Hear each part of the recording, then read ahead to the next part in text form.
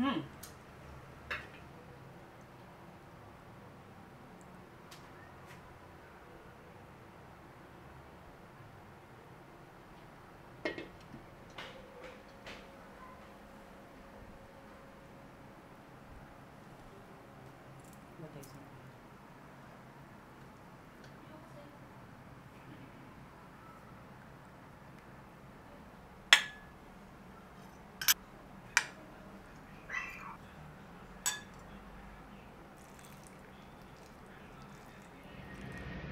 Slow cook paksiw na bangus.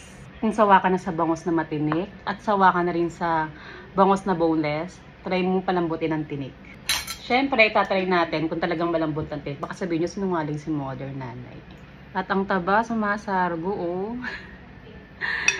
Try natin kung talagang lumambot ang tinik. Ay, nawala yung matigas.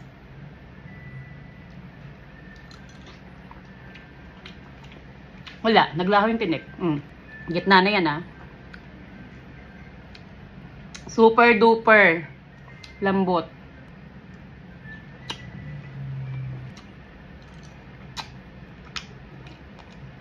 Try natin with rice. Yung taba naman.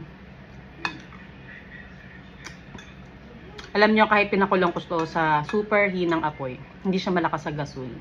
Kasi yung apoy niya halos tuldok na lang. Slow ko kasi siya. Ibang level yung sabaw ng paksiw na to.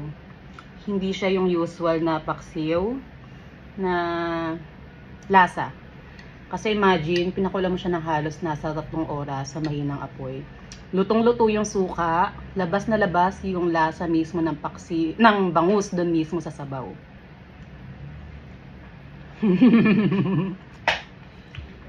Panalo. Sarap ng sabaw. Yung texture niya para siyang sardinas na ginawang paksiw. Buong buo yung lasa niya, promise. Hindi 1/2, hindi 1/4. Buong buo. Tapos, kasi ayoko maglagay kanina ng ano, may hiniwa na akong mga ampalaya. Pero syempre, papangit yung itsura niya sa kawali. So, hindi ko nilagay ampalaya. Pero mas masarap to. Kung bago maluto, lalagyan nyo ng ampalaya, talong, kung ano yung gusto nyo ilagay. Okra man yan, labanos, kalabasa, sitaw, patawan. Sarap! Try nyo na.